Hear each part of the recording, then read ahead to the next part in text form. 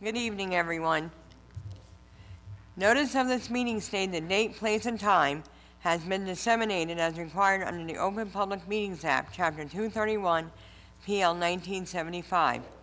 Copies of the agenda, finance report, and personnel reports are also posted on the city's website and Linden TV for the public. This meeting is now called to order. Mr. Clerk, can you please conduct a prayer and flag salute? God of the universe, look thou with favor upon these here assembled, and bestow thy guidance upon the members of the governing body and their deliberations. This we ask in thy name. Amen.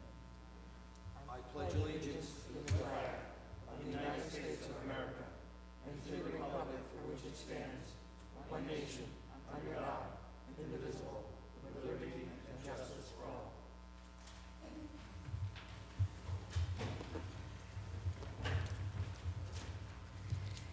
In the event of an emergency, the proper method of exiting the council chambers is through the 3 doors in the rear of the room.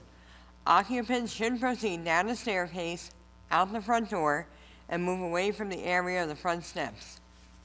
Any member of the public wishing to speak during the public comment session at the end of the meeting, please sign in on the white sheets provided at the front of the room with your name and address. Please turn off all cell phones and place them on vibrate. If you wish to take a call, please leave the council chambers to do so.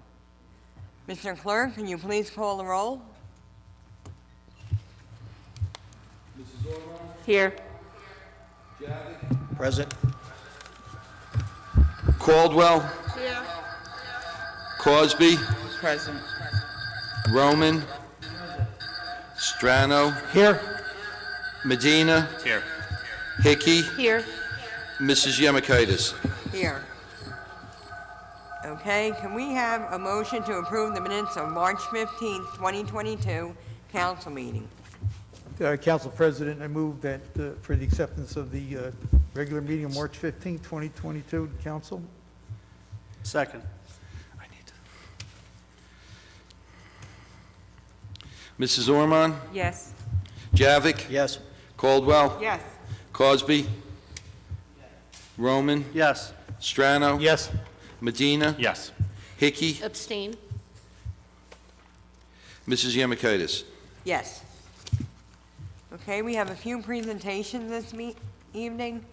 I'm going to ask Council President Pro Tem Ralph Strano to first go down and present a proclamation for National Public Works Week.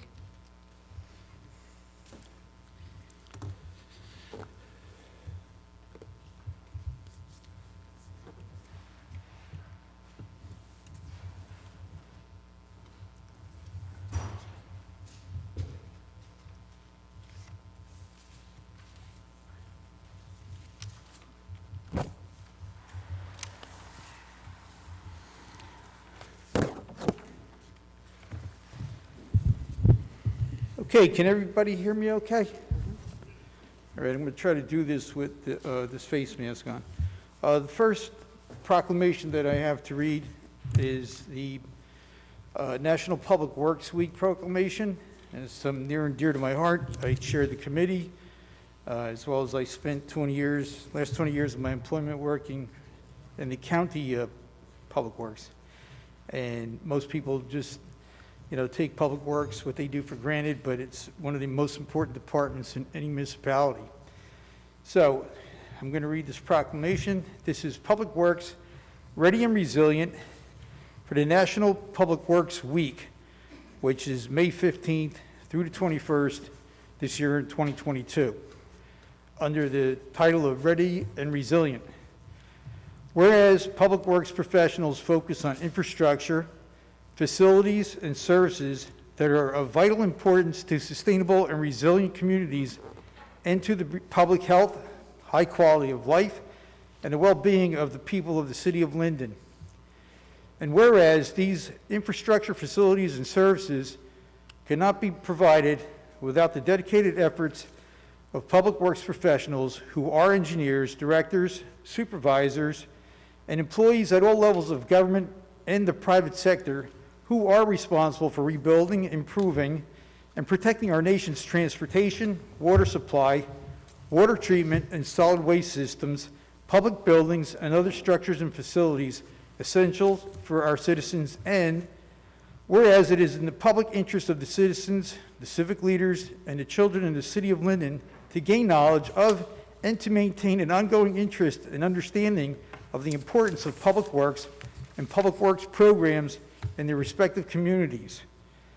And whereas the year 22 marks the 62nd Annual National Public Works Week, sponsored by the American Public Works Association / the Canadian Public Works Association, and now therefore be it resolved that the Mayor and City Council of the City of Linden do hereby designate the week, May 15th through the 21st of 2022, as National Public Works Week, and urge all citizens to join with representatives of the American Public Works Association and the government agencies in activities, events, and ceremonies designed to pay tribute to the public works professionals, engineers, directors, supervisors, and employees, and to recognize the substantial contributions they make to protecting our national health, safety, and quality of life, which will be passed April 19, 2022, signed by President of the Council, which will be approved April 20th, 2022, signed by myself as Council President Pro Tem,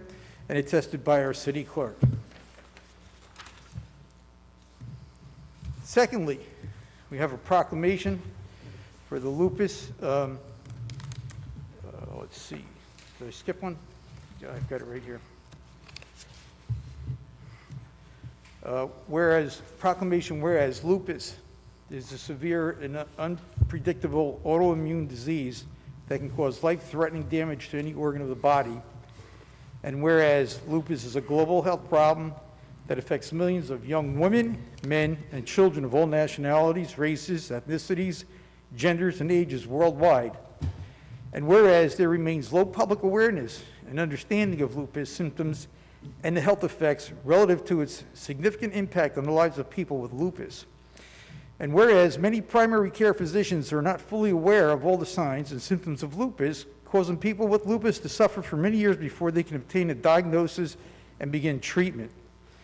And whereas people with lupus need access to medical specialists and high-quality multidisciplinary care, including emotional, psychological, and social care, and whereas there is an urgent need to develop tools that will improve patient and physician communications, and whereas medical research efforts to find the causes of lupus, create useful tools to monitor disease activity, and to develop more targeted and tolerable treatments, and tolerable treatments are underfunded in comparison with diseases of similar magnitude and severity, and whereas there is a deep unmet need worldwide to educate and support individuals affected by lupus, including their family members and their caregivers. Now therefore be resolved that Mayor Armstead hereby designates the month of May as World Lupus Month, on which lupus organizations around the globe call attention to the need for increases in public and private sector funding for medical research on lupus, education programs for health professionals, and improved access to the quality medical care for people with lupus. And this is signed by Mayor Derek Armstead, dated April 19th of 2022. That's something that most people aren't aware of. I know I have 2 people in my family that suffer from the effects of lupus. The second and last proclamation, or third proclamation here, is recognizing court-appointed special advocates. So whereas the city of Linden in the state of New Jersey recognizes the problem of child abuse and neglect and is committed to helping its victims, and whereas court-appointed special advocates, CASA, C-A-S-A, of Union County recruits, trains, supports, and supervises community volunteers as advocates for children who have been removed from their homes due to neglect or abuse, and whereas CASA has a record of public service protecting the safety and well-being of Union County's foster children, defending them from harm, and ensuring that they are provided with the court-ordered services they need. And whereas CASA establishes and maintains effective relationships with the family court, the Division of Child Protection and Permanency, which is DCPP, Child Placement Review Board, Office of the Public Defender, legal aid, and other child-serving agencies, institutions, in order to create a cooperative environment in which the best meets the needs of the children. Now, therefore, Derek Armstead, Mayor of the City of Linden, do hereby proclaim April 19, 2022 as a court-appointed Special Advocate of Union County Day in the City of Linden in 2022, and urge all residents to become aware of the work and mission of CASA and Union County.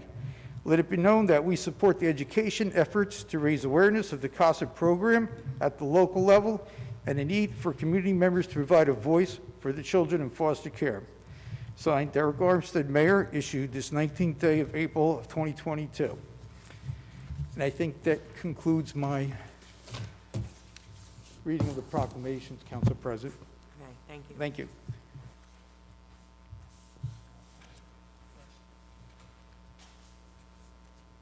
Okay, we're going to move on to ordinances on hearing.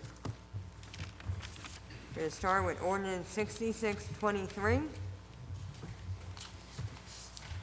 Bond ordinance providing an appropriation of $114,400 for acquisition of firefighting equipment and personal protective equipment, and authorizing the issues of $108,680 bonds or notes of the city for financing part of the appropriation. Okay, has the ordinance been properly published and posted? Yes, ma'am.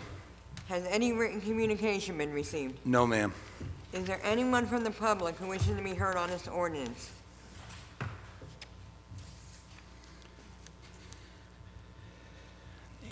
Okay, seeing none, can we have a motion, please? Yes, Council President, I move to close the public hearing of ordinance number 6623. Move for approval and request a second. Second. Mrs. Ormond? Yes.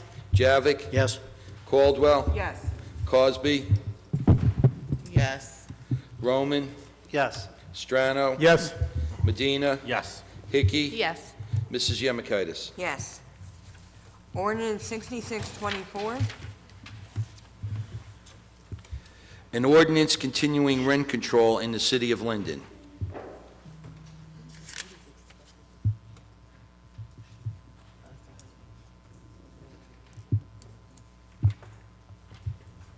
Okay, has the ordinance been properly published and posted? Yes, ma'am. Has any written communication been received? No, ma'am. Is there anyone from the public who wishes to be heard on this ordinance? Seeing none, can we have a motion, please? Yes, Council President, I'd like to make a motion to close the hearing on ordinance 6624, adopted, and ask for a second, please. Second. Mrs. Ormond? Yes. Javik? Yes. Caldwell? Yes. Cosby? Yes. Roman? Yes. Strano? Yes. Medina? Yes. Hickey? Yes. Mrs. Yemakaitis? Yes. Ordinance 6625. An ordinance to establish a cap bank for calendar year 2022. Okay, has the ordinance been properly published and posted? Yes, ma'am. Has any written communication been received? No, ma'am. Is there anyone from the public who wishes to be heard on this ordinance? Seeing none, can we have a motion, please? Yes, thank you, Council President. I'd like to make a motion to close the hearing on ordinance 6625, adopted, and ask for a second, please. Second. Mrs. Ormond? Yes. Javik? Yes. Caldwell? Yes. Cosby? Yes. Roman? Yes. Strano? Yes. Medina? Yes. Hickey? Yes. Mrs. Yemakaitis? Yes. Ordinance 6626. An ordinance to amend and supplement Chapter 31 zoning of an ordinance entitled, an ordinance adopting and acting the revised general ordinances of the City of Linden, 1999, passed November 23rd, 1999, and approved November 24th, 1999, and as amended and supplemented. Be it ordained by the Council of the City of Linden, Section 1, that Chapter 31 zoning, Section 31-44.2, amounts shall be, and the same is hereby amended as follows. Amend Section 31-44.2 as follows. Amounts initial deposit to escrow on application for development. Okay, has the ordinance been properly published and posted? Yes, ma'am. Has any written communication been received? No, ma'am. Is there anyone from the public who wishes to be heard on this ordinance? Seeing none, can we have a motion, please? Council President, I'd like to move that the hearing for ordinance number 66-26 be closed, the ordinance adopted, and request a second. Second. Mrs. Ormond? Yes. Javik? Yes. Caldwell? Yes. Cosby? Yes. Roman? Yes. Strano? Yes. Medina? Yes. Hickey? Yes. Mrs. Yemakaitis? Yes. Ordinance 6627. An ordinance to supplement and, an ordinance to amend and supplement Chapter 29, Land Development, of an ordinance entitled, "An Ordinance Adopting and Enacting the Revised General Ordinances of the City of Linden, 1999, passed November 23, 1999, and approved November 24, 1999, and as amended and supplemented. Be ordained by the Council of the City of Linden, Section 1, that Chapter 29, Land Development, Section 29-5.8, Schedule of Fees shall be, and the same is hereby amended as follows. Amend Section 29-5.8, Schedule of Fees. Okay, has the ordinance been properly published and posted? Yes, ma'am. Has any written communication been received? No, ma'am. Is there anyone from the public who wishes to be heard on this ordinance? Okay, seeing none, can we have a motion, please? Council President, I move that ordinance number 66-27 hearing be closed and the ordinance adopted, and I request a second. Second. Mrs. Ormond? Yes. Javik? Yes. Caldwell? Yes. Cosby? Yes. Roman? Yes. Strano? Yes. Medina? Yes. Hickey? Yes. Mrs. Yemakaitis? Yes. Ordinance 6628. An ordinance adopting the redevelopment plan entitled Redevelopment Plan Block 309, lots 1, 2, 3, 21, and 22, DeWitt Terrace and St. George's Avenue, pursuant to the local redevelopment and housing law, NJSA 48:12A-1 at sequence.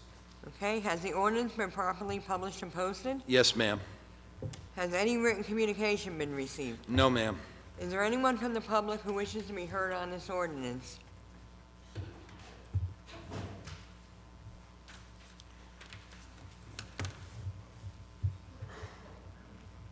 Okay, please state your name and address for the record.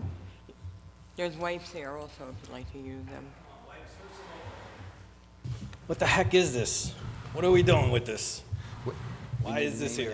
We're Okay. still doing this? John Kaiser, 23 West Montzel Avenue. So this is Dee's dugout property? Yes? Yes. So what kind of apartments are going there? Anyone? Can't hear me through this? What is it? What's the development? Apartment, probably. Apartments? What kind? Big ones, small ones, monstrosities? I'm not familiar with them. so. Council President, in lieu of our economic development team being here, I do believe the last time I looked at this, it was in the range of like 30 or 40 units. But it could, subject to change if I haven't seen any updates that they might have configured. Thank you, Councilman Roman. Thank you. Okay.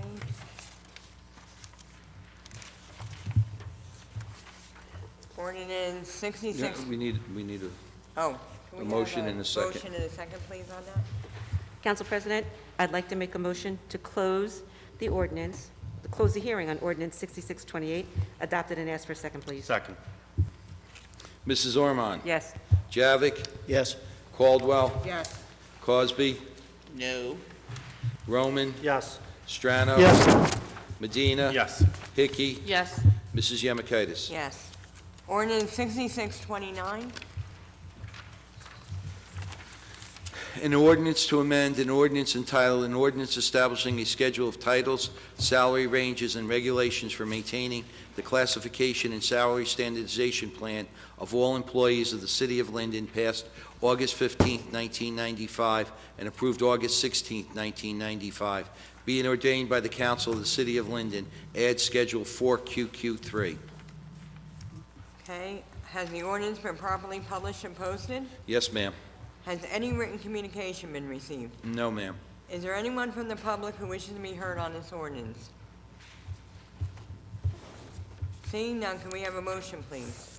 Council President, I move that the hearing for ordinance number 66-29 be closed, the ordinance adopted, and I request a second.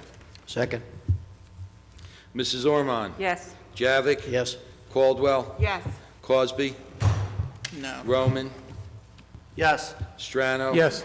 Medina? Yes. Hickey? Yes. Mrs. Yemakaitis? Yes. Okay, I believe there were some women here for the presentation for CASA. Council Councilman- President? Yes, we- Yes, I just, I apologize. It's like the first time I read that many proclamations, and I did not know that you were here representing CASA, and I just want to apologize for that. It would have been nice if we did it right after that. Excuse me. Go ahead, Council All President. right. Councilman, will you go down and take a picture with them? Sure. Thank you. We apologize, we haven't been in person for almost 2 years.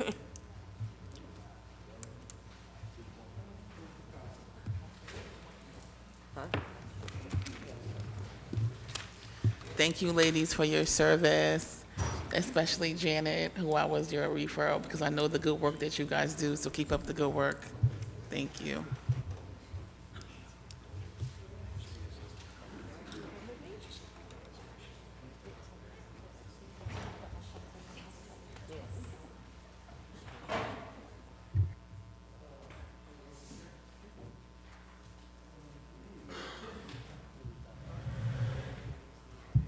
I'll put it back later. That's just good.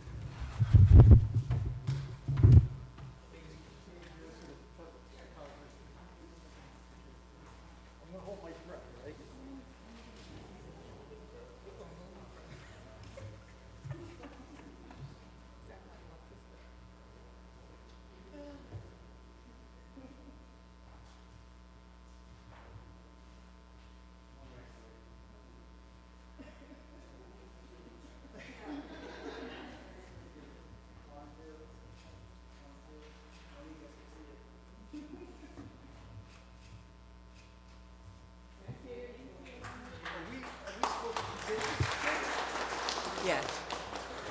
Yes, give that to them, Councilman. Thank you.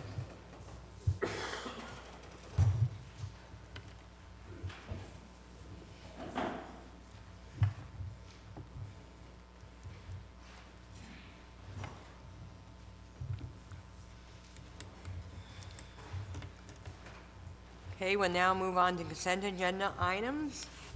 All items listed with asterisks are considered to be routine by the city council and will be enacted with one motion. There will be no separate discussion on these items unless the council member so requests. Items 1 through 5. Okay. Does any council member wish to remove any item? Okay, seeing none, can we have a motion, please?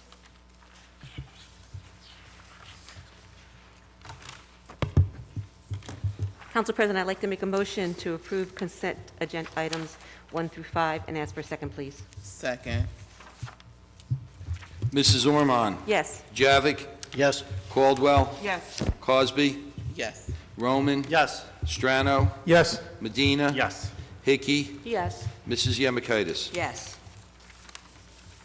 Okay, we're gonna now move on to committee reports from members of the governing body. All right, before we get started, I just wanted to give a little short report. The Mayor's Youth Commission is having a class of 2022 scholarship fundraiser dinner at the Grand Banquet Hall on May 26th from 6 p.m. to 9 p.m. The tickets are $100 per person. There'll be an exquisite buffet dinner with beverages and great music from the 70s and 80s. Students who receive the scholarships will choose between a brand-new Surface laptop 4-inch or having $1,800 sent to the school of their choice to pay for tuition. The Mayor's Youth Commission also sponsored an egg hunt this past Saturday. We want to thank the girls softball team and all the volunteers that helped to make the day a real success. Also, I know we were virtual last month, but I want to make mention, summer employment. Please call your council members, Mayor Armstead or myself. We have, the council member will decide whether they want 2 8-week positions or 4 4-week positions. Yes, 4-week positions. So your council members' numbers are on the website, so please call them if you're interested in a summer job. I believe everybody is doing a first come, first served basis. Okay? And also, the library is still doing vaccination and testing on Mondays from 6:30 p.m. to 8:30 p.m. So if you know anyone that needs to have COVID test or a vaccine, they can go to our Linden Public Library for that. Okay? Councilwoman Ormond? Thank you, Council President. At this time, I would like to take the time to introduce the 2022 City of Linden Municipal Budget. The budget represents a total of $115,161,185.08 in expenditures for the year 2022. The Finance Committee will continue to work further, reduce expenses wherever possible. The Finance Committee has worked with every department head in keeping expenditures to a minimum. The Finance Department is proud to deliver another budget at no increase for the 5th consecutive year in the municipal area with the library portion of your tax rate. Based on the average assessed home value of $132,683, this year's tax decrease is $6.85. Please be advised that anyone interested in obtaining a copy of the 2022 municipal budget, copies will be available in the city clerk's office from 9 o'clock a.m. to 5 o'clock p.m., Monday through Friday. If you're unable to pick up a copy, you may contact the city clerk's office at 908-474-8452, and a copy will be sent to you. It is also available on the city website, www.linden-nj.gov, and for viewing at the Linden Municipal Library. I move for approval and ask for a second, please. No, ma'am. Municipal budget of the City of Linden, County of Union for the fiscal year 2022. Be it resolved that the following statements of revenue and appropriations shall constitute the municipal budget for the year 2022. Be it further resolved that said budget be published in the Union County Local Source in the issue of April 28, 2022. The governing body of the City of Linden does hereby approve the following as the budget for the year 2022. Notice is hereby given that the budget and tax resolution was approved by the council members of the City of Linden, County of Union on April 19, 2022. A hearing on the budget and tax resolution will be held at City of Linden on May 17, 2022 at 7 o'clock p.m., at which time and place objections to said budget and tax resolution for the year 2022 may be presented by taxpayers or other interested persons. I move for approval and ask for a second, please. Second. Mrs. Ormond? Yes. Javik? Yes. Caldwell? Yes. Crosby? Yes. Roman? Yes. Strano? Yes. Medina? Yes. Hickey? Yes. Mrs. Yemakaitis? Yes. Councilwoman, please continue with your report. Yes. I'm going to read the Budget Review and Finance Report. Approval is requested for the following finance actions. The payment of bills totaling $1,953,691.15. Bills have been signed by the Mayor, Council President, and Finance Chairwoman, and a detailed check register and vouchers are on file in the Clerk's office. We are in receipt of investments made by the City Treasurer for the month of March at the rate of 0.05%. I move for approval and ask for a second, please. Second. Mrs. Ormond? Yes. Javik? Yes. Caldwell? Yes. Crosby? I abstain. Roman? Yes. Strano? Yes. Medina? Yes. Hickey? Yes. Mrs. Yemakaitis? Yes. Okay, now I'm going to read the Division of Transportation and Parking Report. I hereby submit the monthly financial report from the Division of Transportation and Parking for the month of March 2022.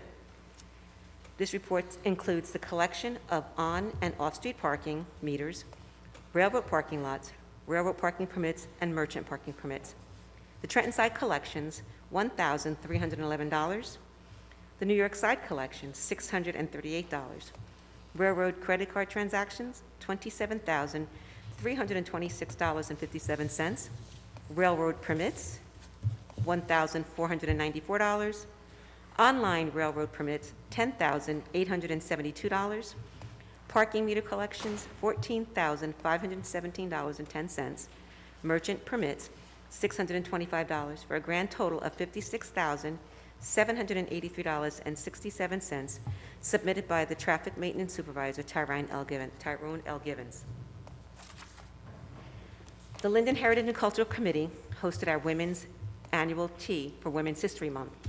We honored outstanding women from the year 2020. Due to COVID, we had to cancel. We honored Mrs. Rita Greco for her outstanding service in the arts. She's instrumental in bringing theater to Linden, along with her group, the Mystic Vision Players. Taylor Scosich and Brianna Bornstead were also honored as the first women firefighters in the city of Linden. Clete Elway was honored for her community service and her outstanding commitment to the neighborhood that she lives in.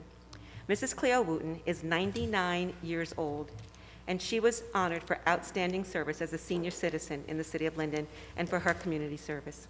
Joanne Rajafi was our guest speaker, and she gave an amazing presentation on the women's suffrage movement, which marked its 100-year anniversary in 2020 when we were officially scheduled. It was an outstanding event. It was just wonderfully put together, and I personally want to thank the committee, the Linden Heritage and Cultural Committee, for doing such a phenomenal job with this particular event. We look forward to doing it again next year. We will once again honor outstanding women for Women's History Month. The Accident Review Committee, I just want to touch base on two important things that are going on in the city. We are putting pedestrian beacons on certain corners. We have some corners that seem to be extremely vulnerable to accidents. Curtis Street and DeWitt, Dill and Cranford, Maple and Blanky, and Muntzel and Stiles Street, and Amon and Stiles were the 5 areas that we have identified as being critical.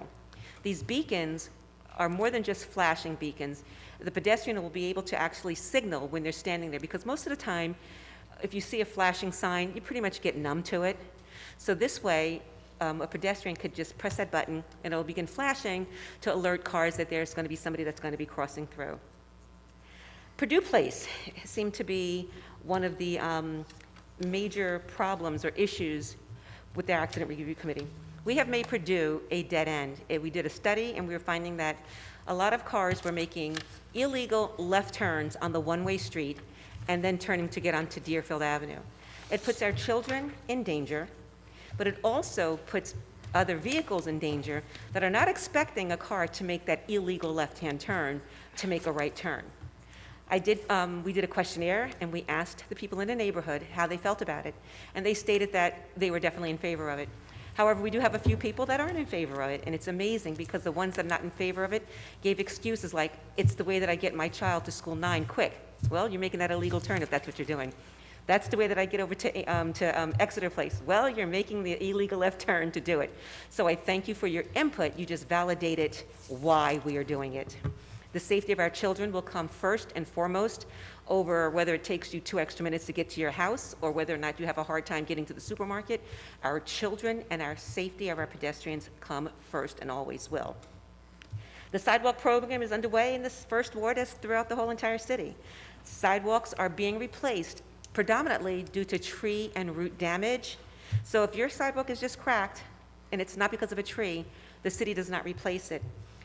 We've noticed that there are some residual cement and roots that are being left by the actual company that we have the contract with.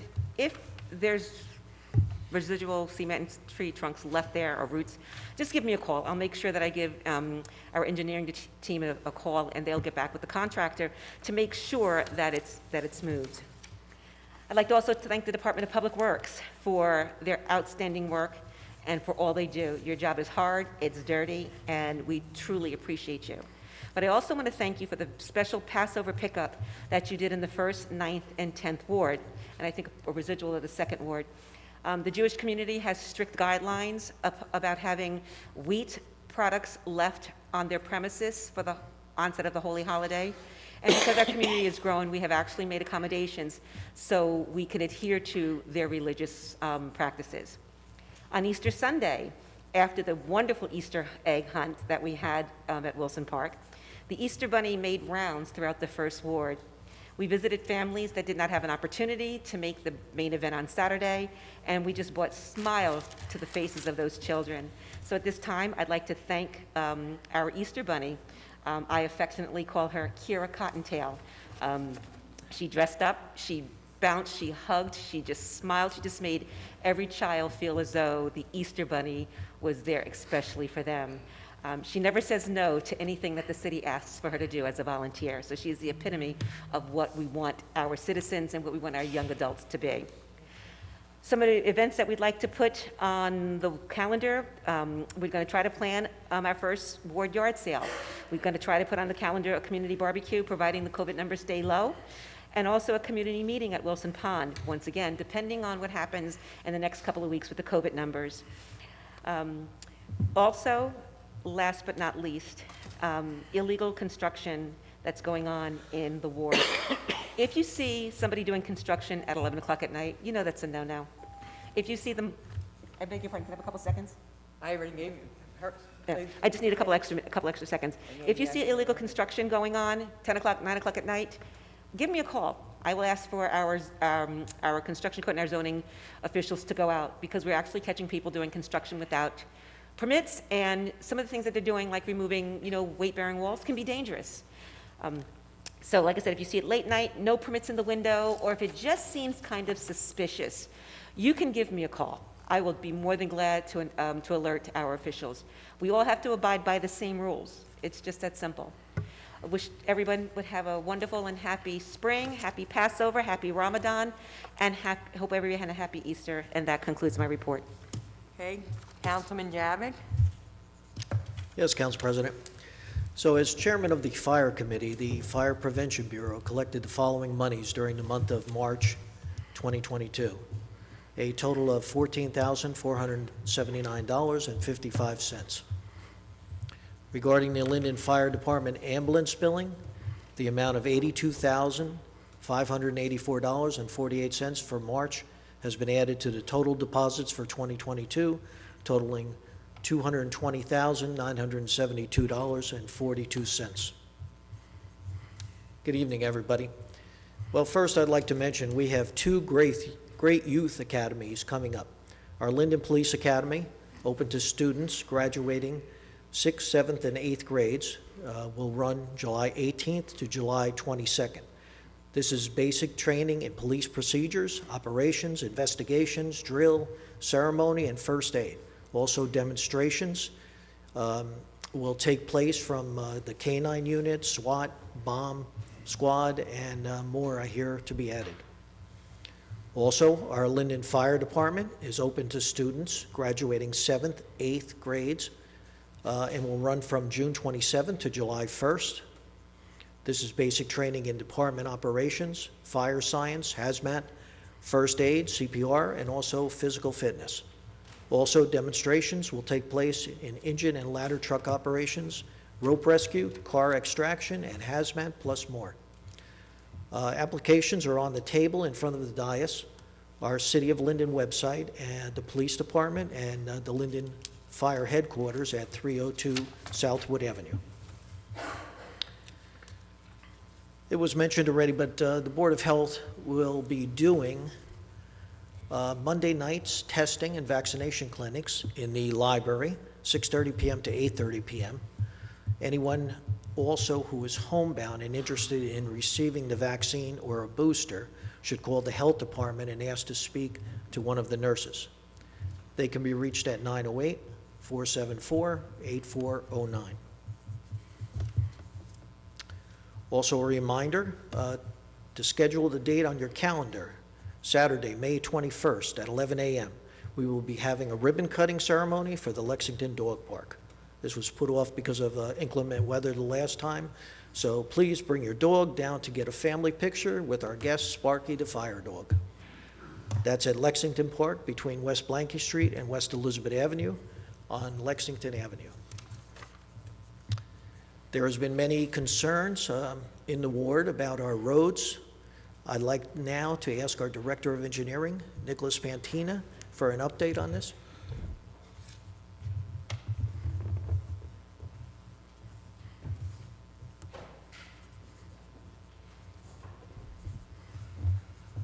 Thank you, Councilman. Good evening, residents, Council President, Council.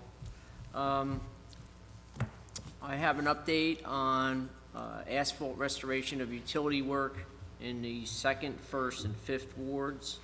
All of it is utility work, either the water company or the gas company. In the 2nd ward on Elm Street, within the next 2 weeks, our city contractor is going to go out and complete the concrete and iron work that is left over. That'll take them about 4 weeks to complete. Once that's over, the gas company will come in and complete their service installations. We have one contractor, well, we don't have one contractor, but the utility company has one contractor that's going to be doing the resurfacing work, the restoration work. It's Atlantic Infrared. They're working both for the water company and the gas company, which is good because once all of this work is done through the various streets, that one company will schedule to come in and do it. So I just told you about West Elm Street. They're also doing, the water company's doing work on West Blanky Street from Wood to Stiles, Donaldson Place from Price to the dead end, and Brook Street from Blanky to Curtis. That's the water company and Elizabethtown Gas. The gas company has to complete their service installations, and then once that's complete, they'll start working on Elm Street. In the 1st ward, the water company is doing 3rd Avenue between Walnut and Wheatsheaf, Baldwin between St. George's and Gibbons, and Linden between St. George's and Elm. And in the 5th ward, the water company's doing Sherman Street between Bergen and Hussa. All of these jobs are mill and paves, and like I said, the only job that the city is concerned, well, has contractors doing concrete and iron work on is Elm Street. So that's what I have as far as the paving report. Thank you very much, Nick. You're welcome. I can be reached at 908-494-4608 or email me at bjavick@linden-newjersey.gov or on Facebook, 2nd Ward Councilman Barry E. Javick. I also encourage everyone to visit our City of Linden website for all information. Thank you, Council President and Board. Thank you. Councilwoman Caldwell? Thank you, Council President. I make a motion for the approval of the installation of street lights at the following locations and request a second. Pole number 61689 LD 706 Bachelor Avenue, Lawson Park on Washington Avenue, requesting an upgrade to existing lights and one new light. Second? Mrs. Ormond? Yes. Javick? Yes. Caldwell? Yes. Cosby? Yes. Roman? Yes. Strano? Yes. Medina? Yes. Hickey? Yes. Mrs. Yemekaitis? Yes. Go ahead, Councilwoman. As the Chair of Code and Construction, Code and Construction has issued 336 permits, 86 certificates, and generated $89,236. I want to thank the Code and Construction for all their hard work. There's a lot of development in Linden, and they work very hard. As the IT chair, I just want to inform our neighbors that the cameras, they are working in Dr. Martin Luther King Park as per Sergeant Wisnowski, trying to make our parks much safer. Dobson Park and Lawson Park will be next on trying to have cameras installed. We want to make our neighborhoods safe. There was an unfortunate situation in my ward where 2 pit bulls basically attacked a Shih Tzu, and unfortunately the dog passed away. Well, they had to basically put him down because of them being attacked, the dog being attacked by the 2 pit bulls. That's being researched We're trying to keep our neighborhood safe. Those dogs are with the ASCPA in Newark, and they are being evaluated. So I just wanted to let my neighbors know that we're trying to keep the neighborhood safe. And I basically am going to follow this through. I'm a dog lover. I have a dog. Her name is Sasha. And I would be devastated if my dog was attacked by another dog. So I want to keep the neighborhood safe.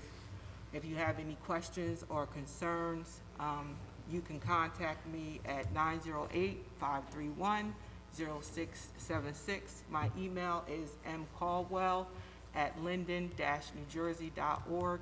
I also want to thank the Transportation and Parking Department for putting those pedestrian beacons by Maple and Blanky Street. We know how people speed in our town, and there's a lot of children that play at the PAL as well as Dobson Park. So I want to thank them and the Traffic Committee for making this happen. That concludes my report, Council President. Thank you, Councilwoman. Councilwoman Cosby? Thank you, Council President. Good evening, everyone. I'm trying to read my report. So it's nice to see so many people here tonight, though. I don't know. I can't say I'm really comfortable with all this, but I'm here for you. My telephone number is 908-718-7933 for talk and text.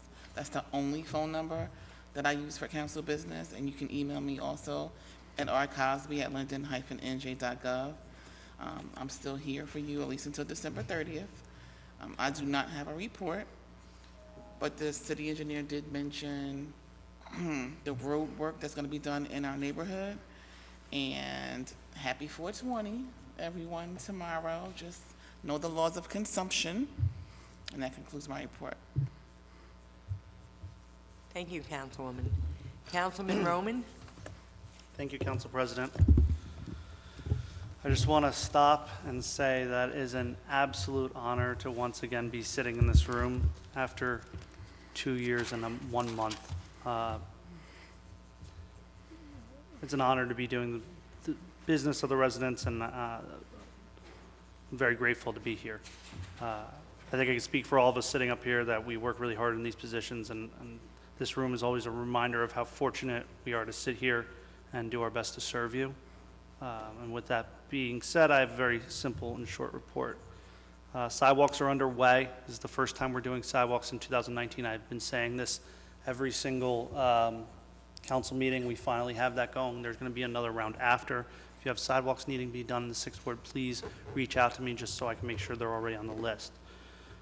In regards to Pleasant and Rebecca Street, if you've been listening to the reports for the last few months, you know that it took many months to get the lot cleaned up. As you can see, the rubble and dirt are completely gone. However, in relation to Pleasant and Smith and Hampton, last week I was invited to a planning board meeting by the members of the planning board to discuss the future of the vacant property, which are basically the old GM lots alongside on Pleasant Street. It's a little complicated, but historically the front lots between Pleasant, that's on 1 and 9, haven't been able to be built on because of the runway zone from the FAA, because of the Linden Airport. But that back lot, that's from Rebecca back to the RC Kohler factory, is not in the runway zone, and the owners of Legacy Square do plan on building on that lot soon, and they're going to bring something to the planning board sooner or later. The planning board called upon me to ask the residents living on Hampton Smith what they thought should go there. So I called the main people that I know that kind of, I wouldn't say police, but I almost call them the mayors of the areas, and I asked them how they felt about that lot becoming something. And essentially, there's an ordinance on for introduction tonight that the council is going to move to turn that into a zone where you can have self-storage, an animal hospital, or a rental car agency on that lot. And I suspect that the developer / the owner of Legacy Square is going to be looking to put self-storage on that lot. I will tell you that this was well received by the residents of this area. Very low traffic. There's not a lot of people going in and out of a self-storage once it's operational, and it will bring needed revenue to the city to help offset taxes. So If that is indeed the case and that ends up happening, the residents and I, as their representative, I'm okay with that. That being said, we are going to have another 6-ward cleanup. We've been doing it annually for the last 5 years. This will be our 5th year. This cleanup, I would like to concentrate on Pleasant Avenue because it is still needing a lot near the fences, as well as Wheeler Park and some parts of the train station. We're finalizing some details, but this should be in the middle of May. So please stay tuned to that. I'll post that on our social media. Emma Place, I've been talking to Joe Kroback a lot, our engineer team, and we are going to be hiring, or have already hired a consultant that is looking to finalize plans on how to stop the flooding on Emma Place and the surrounding area. If you remember during Sandy and then again in Ida, there are houses on Emma Place that took on 8 foot of water, and all their belongings were destroyed, and it's horrific to see. People had to get water rescued by our police. Thankfully, they had the vehicles to perform those water rescues, but there's a major flooding problem back there with the brook, as well as Peach Orchard Brook, and we are hiring a consultant to give us final plans on how to stop that, and we will be looking for grants and funds from the state and the federal government, which right now there's a lot of money coming down from the federal government because they did pass bills that will be bringing a lot of infrastructure dollars this way, and why not have it come to Linden while it's out there.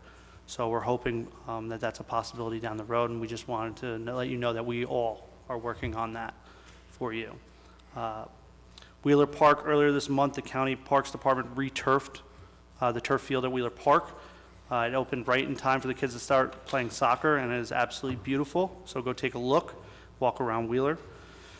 The county is also making improvements to the spray park, and that is scheduled to be open Memorial Day weekend. So I really just want to thank the county for their continued investment in Wheeler. They also have upgrades coming down the line for it, and that Wheeler is our gem in the 6th Ward. We don't really much, we have only one municipal small park, and everyone's walking around there during the day. So with that, I can be reached at 908-494-5784. And then as a final tidbit, I just wanted to say happy 42nd anniversary to my mother and father, Thomas and Melinda Roman. Thank you, Council President. That concludes my report. Thank you. Councilman Strano? Thank you, Council President. I'm going to start off with the Personnel Committee report. Number 1 is in the Fire Department, the acceptance of the voluntary resignation of firefighter recruit Shannon Murphy, effective March 22nd of 2022. 2 is in the Police Department. A, approving the transfer of Shannon Murphy from the position of firefighter recruit to the position of the public safety telecommunicator, effective March 23rd, 2022, at the salary of $47,500, which was the salary that she had when she left there.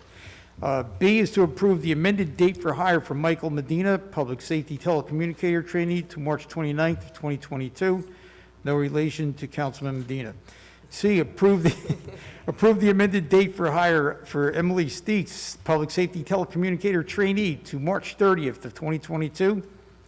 D is approving, or the approval to begin background checks for up to 3 police officers due to vacancies. E is to accept the resignation in good standing of Marilyn Velez, Clerk 1, effective May 6th of 2022. F is to approve the reposting for 2 Clerk 1s. 3, in the Social Services, is the granting of the unpaid leave of absence for Janine Jackson, Clerk 1, March 21st, 2022 to June 21 of 2022. 4, in the Department of Recreation, approving the seasonal list, which is on file in the clerk's office. 5 is in the Law Department. A is to approve the additional compensation for Michelle Welch, Esquire, Assistant Public Defender, at her per diem rate due to an additional coverage in the department due to an absence. 6 is in the Mayor's office, approving to post for 2 management specialist positions. 7, in the Department of Community Services. Division of Engineering. A is to approve the reposting of a full-time assistant engineer. We're opening up that statewide. B, approving the reposting of a part-time public works inspector open to the contiguous counties. In the Division of Transportation and Parking, A is to approve the annual salary prorated of Tyrone Given Supervisor to $114,078 effective April 20th of 2022. In the Division of Buildings and Grounds, A is approving the posting for 3 laborers due to vacancies. In the Division of Public Works, we're approving the posting for a laborer due to a vacancy. B is approving the resignation in good standing of Brandon Petaway, laborer, effective March 18th of 2022. C is approval of the seasonal list on file in the clerk's office. D is approving the posting for the position of a mechanic helper in the DPW, and that's open to the contiguous counties. E is approving the posting for the position of a mechanic helper in the municipal garage, which is open to the contiguous counties as well.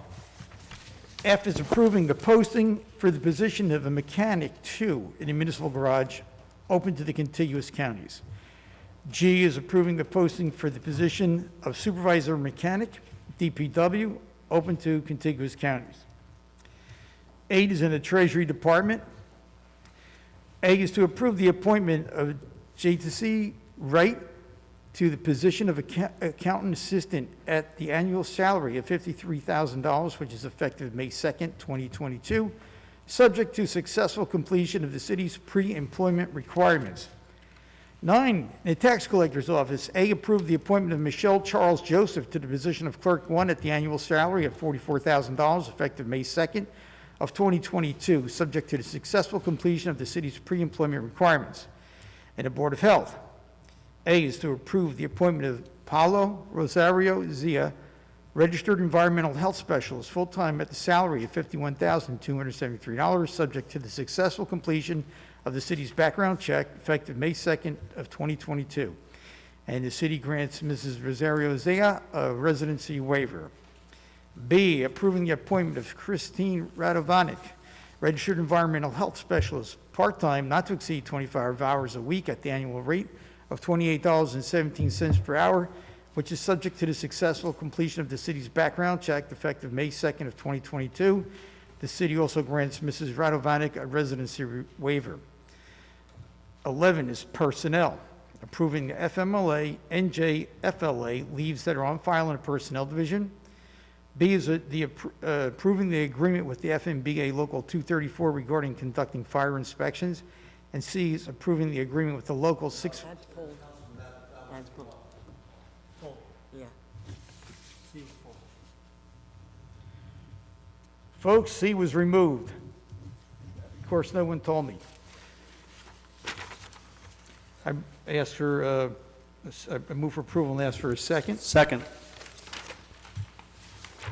Mrs. Ormond? Yes. Javik? Yes. Caldwell? Yes. Cosby? No, no offense. Roman? Yes. Strano? Yes. Medina? Yes. Hickey? Yes to all except number 9. And the vote is on 9? Sorry. No. No. Mrs. Yemakaitis? Yes. Go ahead, Councilman Strano. Okay, Council President, if you could abide me, there's no questions at this time. All right, if you would oblige me in my report to... Comments are only during the public comment portion. You can get up. No, No. you can get up during the public comment section and make a comment if you wish. Go ahead, Councilman. Council President, I might need a few minutes. I want to ask our city engineer to do a little ad-libbing for me during my report. The first thing I want to do is I want to welcome all back to our public meetings. I hope we can continue to do this in the future without any setbacks, and hopefully we'll all maintain our health and get healthier as time goes on, and we can look in the rearview mirror at what we've gone through in the last 2 years. Some of my report's going to include resolutions that we're going to be voting on in a little while, but we're authorizing funds for improvements at several parks in the city of Linden, several of them which are long overdue and had to sit on the back burner for obvious reasons, but we're in the position right now where the money's available. and without impacting, our annual budget. Resolution number 174 refers to improvements at Sunnyside and Dr. King Park. And what's near and dear to me is we're finally going to get a state-of-the-industry skate park built. It's going to go next to the firehouse on Southwood Avenue. And that's in addition to a couple other parks. Mr. Pantina, would you just run down through those park improvements that we're talking about for me, please? Yes, Council Pro Tem. So, as Councilman Strano said, Resolution 2022-162 tonight is a resolution approving an award to Zenith Construction for park improvements at Wilson Park and Veterans Memorial Park for a fee not to exceed close to $2.6 million. And that's going to include renovations and upgrades to all the fields in Memorial Park. Quick rundown is the baseball field will include bleachers, concrete sidewalk, fencing, new surfaces. It'll be PAL Field 1, Field 2, baseball field, softball field, the multi-field baseball and softball, Tremley Field baseball, the tennis courts, and the handball courts. At Wilson Park, it'll include the basketball court. It'll be milled and resurfaced with color coating and concrete pad and concrete fencing. The tennis courts, the volleyball courts, and the handball courts will also be upgraded at Wilson Park. Dr. King Park is a $176,000 contract, and that will include work which includes milling and resurfacing tennis nets, color coding, chain link fences, and new benches. Would you like me to go over what's included under 174 as well?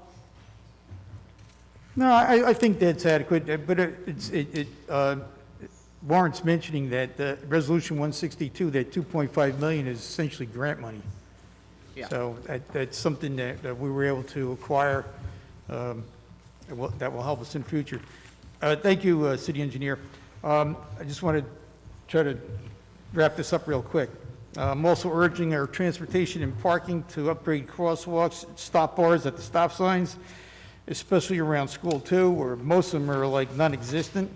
And as soon as the weather breaks, we get more than 1 or 2 days in a row with clear weather, we'll be able to get to that.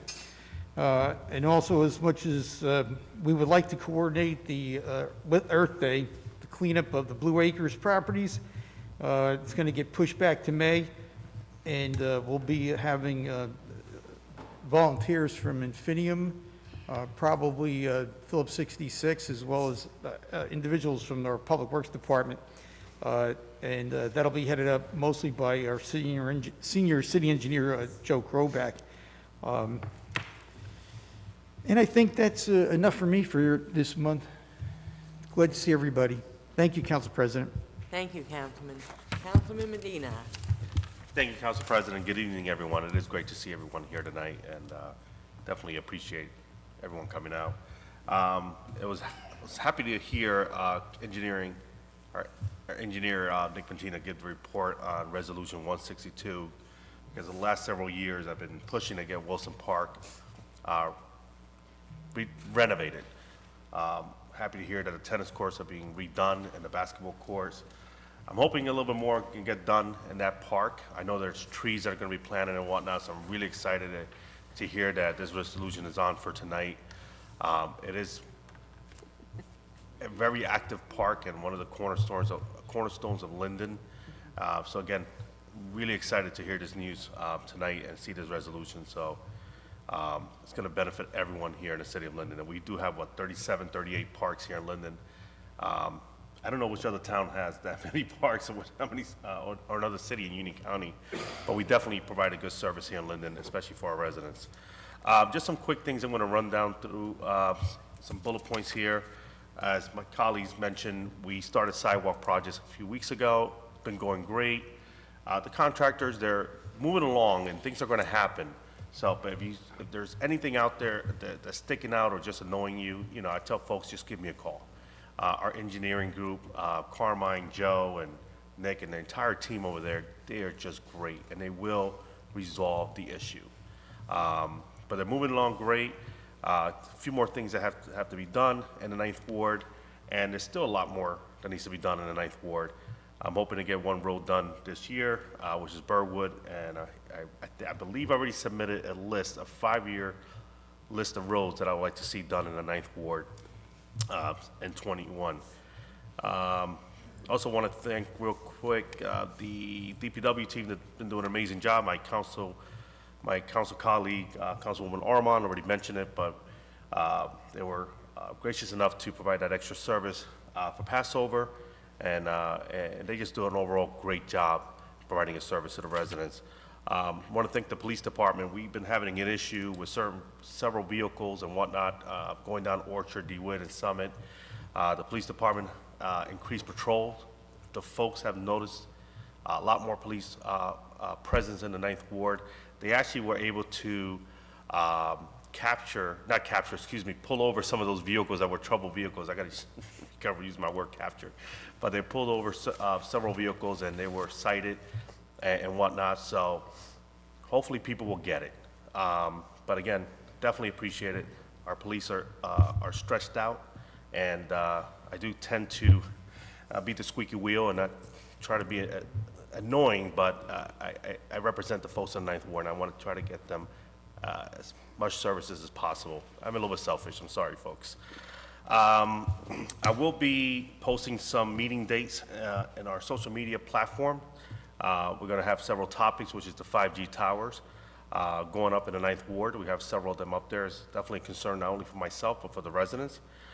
Still in the premature stage, we're going to get an update from our city attorney, hopefully in the next couple of weeks and whatnot, but I will be hosting a meeting either the 1st or 2nd week of May, so more to come on those dates, and a regular community meeting later in the month of May as well.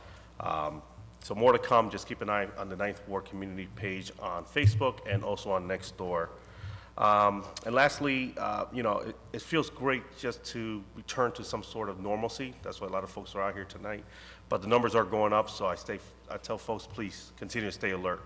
You want to stay safe and healthy and be around as long as possible, right? So I just want to make sure I didn't miss anything.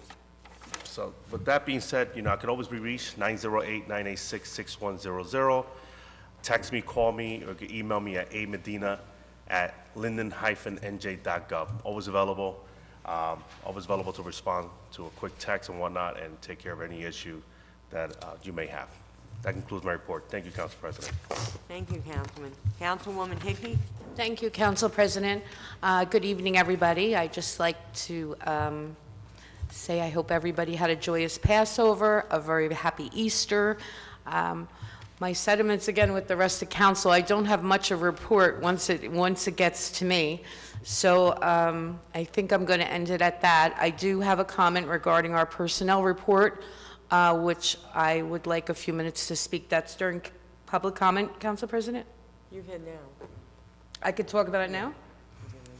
Well, on the personnel report tonight, and, you know, I've really been trying to sit back and not cause any trouble, but this is something that I've been talking about for quite some time, and it's regarding a person who's not only an employee, but she's been a friend of mine for a long time, and also she was my treasurer.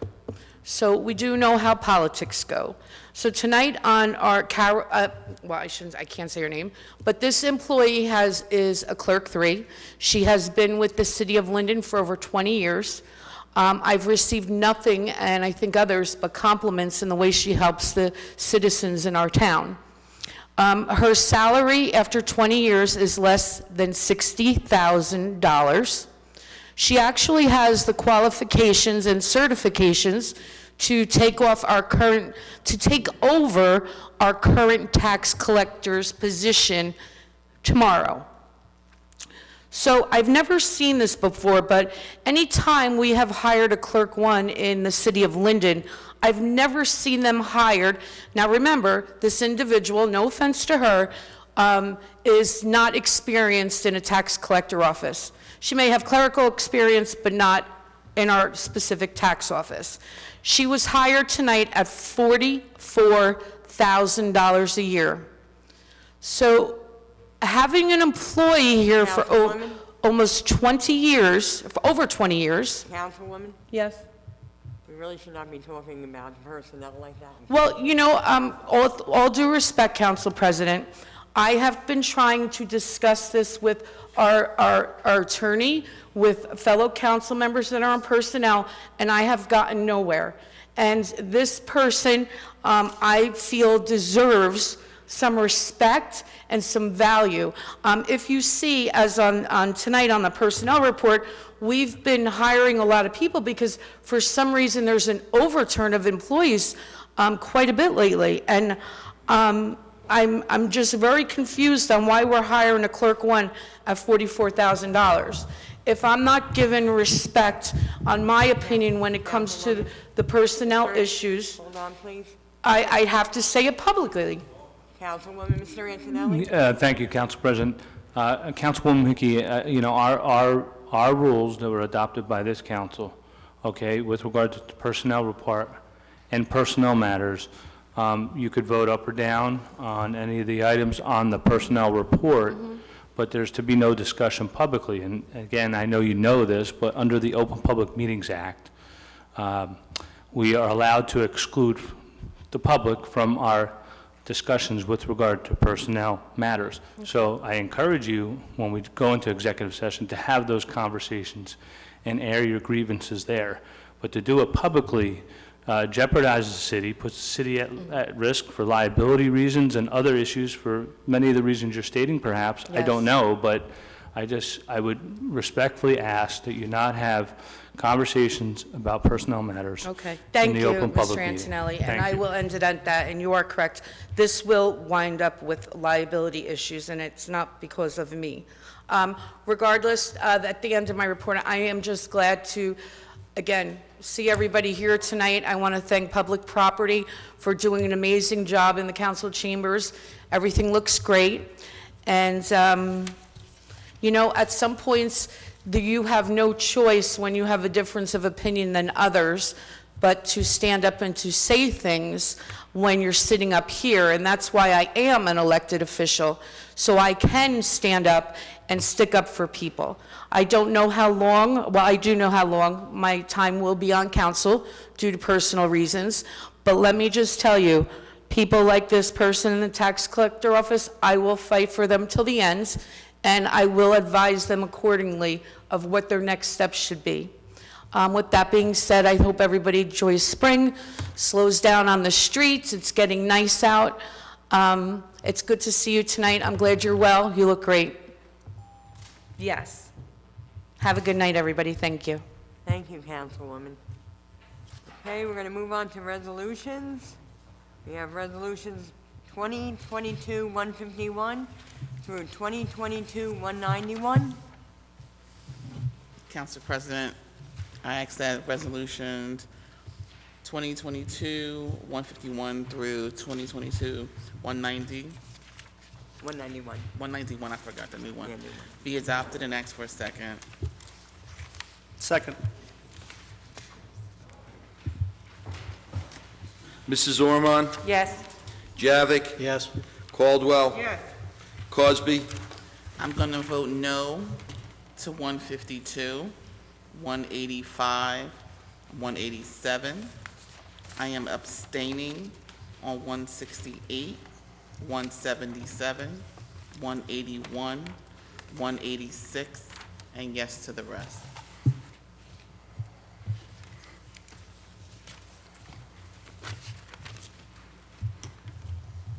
Mr. Roman? Abstain on 191, yes to all. Yes to the rest.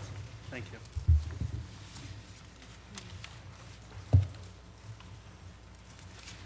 Strano, Yes to all, with the exception of Resolution 181 and 183, which I will abstain on. Medina, Yes. Hickey, Yes. Mrs. Yemakaitis. Yes on all. Okay, we're going to move on to ordinances on first reading.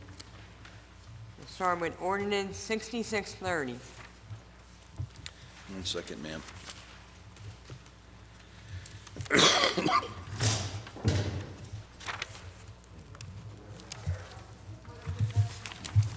Bond ordinance approving an appropriation of $1,068,500 for the acquisition of various items of capital equipment for the Division of Public Works and authorizing the issuance of $1,015,113 bonds or notes of the city for financing part of the appropriation.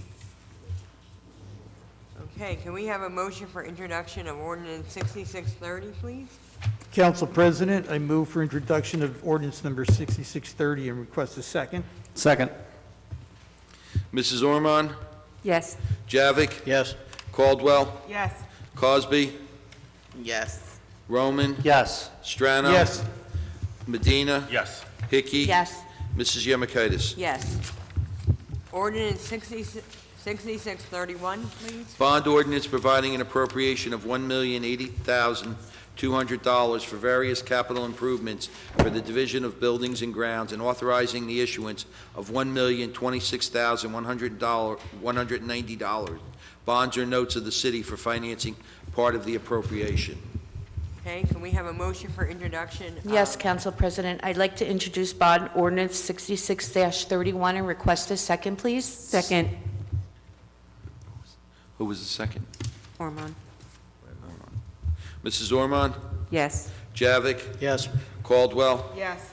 Cosby? Yes. Roman? Yes. Strano? Yes. Medina? Yes. Hickey? Yes. Mrs. Yemakaitis? Yes. Ordinance 6632.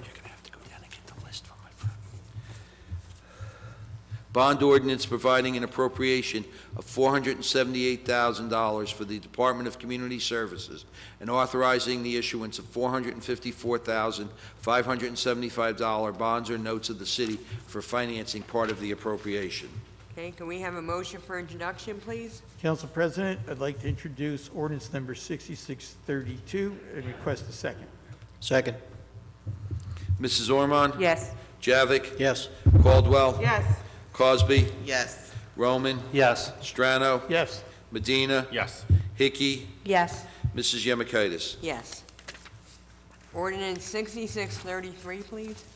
A bond ordinance providing an appropriation of $357,500 for the upgrade of fiber lines for the police department and authorizing the issuance of $339,625 bonds or notes of the city for financing part of the appropriation. Okay, can we have a motion for introduction, please? Council President, I would like to introduce bond ordinance 66-33 and request a second. Second. Mrs. Ormond? Yes. Javik? Yes. Caldwell? Yes. Cosby? Yes. Roman? Yes. Strano? Yes. Medina? Yes. Hickey? Yes. Mrs. Yemakaitis? Yes.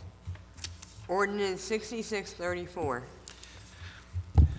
An ordinance to amend and supplement Chapter 7, Traffic, of an ordinance entitled, An Ordinance Adopting and Enacting the Revised General Ordinances of the City of Linden, 1999, passed November 23, 1999, and approved November 24, 1999, and as amended and supplemented. Be it ordained by the Council of the City of Linden, Section 1, that Chapter 7, Traffic, shall be and the same is hereby amended as follows. 7-33, handicap parking regulations, 7-33.1A, handicap parking on the street, add 841 East Henry Street, one space.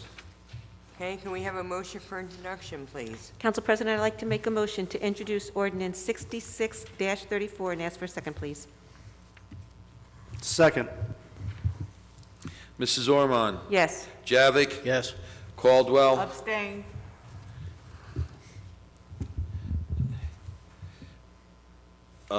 Cosby? Yes. Roman? Yes. Strano? Yes. Medina? Yes. Hickey? Yes. Mrs. Yemakaitis? Yes. Ordinance 6635.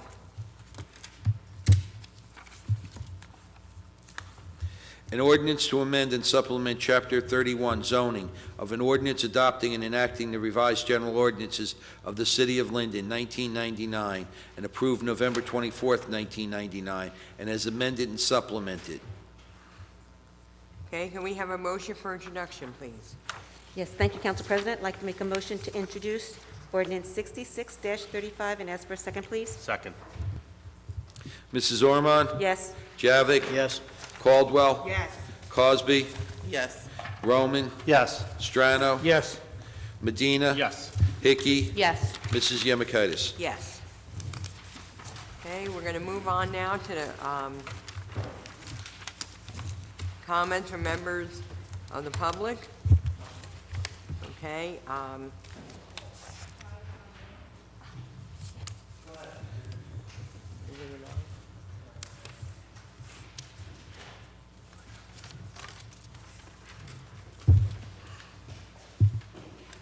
okay, this is the public meeting, time for members of the public to come up and speak on city business only.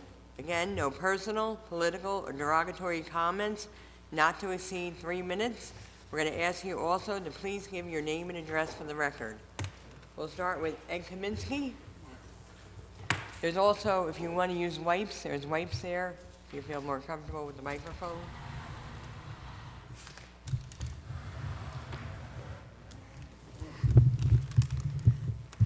Good evening, everyone. So, while witnessing, like everybody else did, the horror that occurred in Brooklyn last week, outside my office window. Excuse me, Mr. Kaminsky, can you please give me your address? I'm sorry, Ed Kaminsky, Maple Avenue, Linden, New Jersey. Go ahead. So, it also got me thinking, you know, what can be done? Are we prepared in Linden? And what came to mind was a couple years ago when there was a spate of accidents and pedestrians getting hurt and even killed just up the block here. And I remember an answer that to a question of mine, what about, you know, the cameras? Because I recall the year before that a lot of money was spent to install cameras. So the thing out of the Brooklyn incident that shocked me and just resonated was that the cameras were not working, and we got the same answer here at that time as well. So I guess my question is, do we have a process in place here to keep an inventory of the cameras and to make sure that they are operational? It's good to spend the money on this stuff, but if it doesn't work, it doesn't do anybody any good. So God forbid anything like that happens, or even more minor stuff where they could be useful. I mean, we have a lot of crime on Wood Avenue in broad daylight that I'm sure that this can help with. I've witnessed stuff. I've witnessed a truck almost be blown up by kids. I've witnessed kids on bicycles pop wheelies, and it's all in broad daylight. A business owner stabbed. So some of these crimes, and there's recent shootings right, you know, right near the Dunkin' Donuts, right near the 7-Eleven. So hopefully these crimes do get resolved. If they don't, maybe these are tools that can help. Again, I hope that these things are looked into, and I would like a comment on that. Also, just in the reflective mode I was last week, thinking about COVID, now that we're back, my mouth dropped open. I was in absolute horror when I learned that we lost and we had no process in place to replace a health officer during the biggest pandemic in over 100 years. So again, I asked this question a couple months ago. I know we're hiring, but I would like to get a comment. What have we done? Do we have a process in place to make sure that we have people in place when we need them the most? Also, in that reflective mode during COVID, businesses, we haven't done anything for our businesses here. Other towns are taking what they've done, actually, outdoor things, and they're incorporating it into their daily life now. I know businesses that are willing to pay for things on their own, and they were shot down by the town. So what are we doing to prepare for the next big thing? That aside, a couple months ago, again, I was horrified about the 5G transmission things that were going on, that were posted in the 10th and I believe the 9th ward, maybe other wards. What's the resolution on that? Are we safe? Are the people in those wards safe? Where are we with that? So again, a lot of questions. I'm hoping we can get some answers. Thank you. Thank you. Chief, do you want to comment on the cameras? Sure. Hello, Mr. Kaminsky. Our cameras are regularly checked. In fact, we have a very robust IT department under Mr. Crane. I can't give you a direct number how many we have, but I will say there was a program underway. It's a $50,000 outlay here from the police department. It's called the Flock system. The cameras, we're putting 20 cameras up citywide on main thoroughfares for crime prevention with plate readers. They're being put in strategic locations, and that should be up and running by Memorial Day or early June. And I will reassure you that our cameras are checked regularly, and anything that we're aware of that is out will be fixed and properly maintained. Regarding violent crime, I know there has been 4 shooting incidents in the city of Linden this past year, this current year to date from January 1st. With 1 victim. There was one on Henry Street, I believe you're talking about a few weeks ago. It is currently under investigation. Though it's no consolation, any gun violence is not tolerated and should not be tolerated. These cases generally are isolated incidents. These are not random people getting targeted here. These are isolated people being targeted. This is not random acts of violence. They're actively investigated. We have a very robust detective bureau, and if we need be, we bring the prosecutor's office in, and of course the county sheriff does their identification for us at these scenes. So we have a very long-term seniority group of people in our detective bureau, and these are actively investigated. If you have any concerns specifically, please call me, and I'll certainly reach out to you and talk privately about anything. But rest assured, we're doing everything we can on any violent crime, and our camera systems are up to date.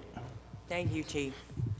Also, regarding our Board of Health, the former director was retiring, so that's why she left. I can tell you personally, with dealing with our new director, she has hit the ground running.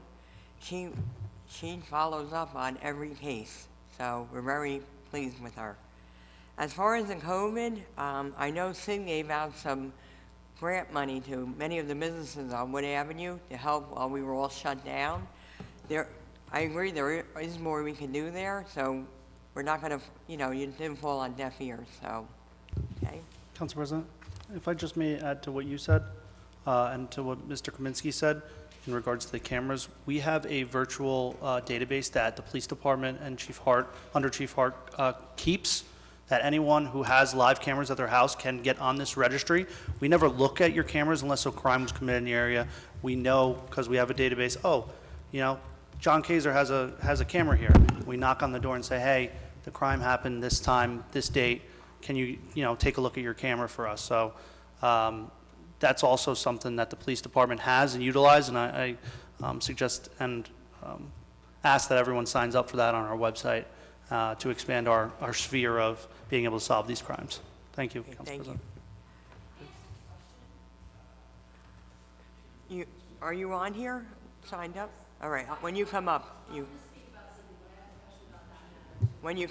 can, okay. Stephanie LaMail? Oh, you are next. Please state your name and address for the record. My name is Stephanie LeBate. I live at 1006 Walnut Street. When I have called the police over the past year and a half about what I believe is illegal activity, they say they will not look at the pictures on my security camera. Why is that? Okay, finish.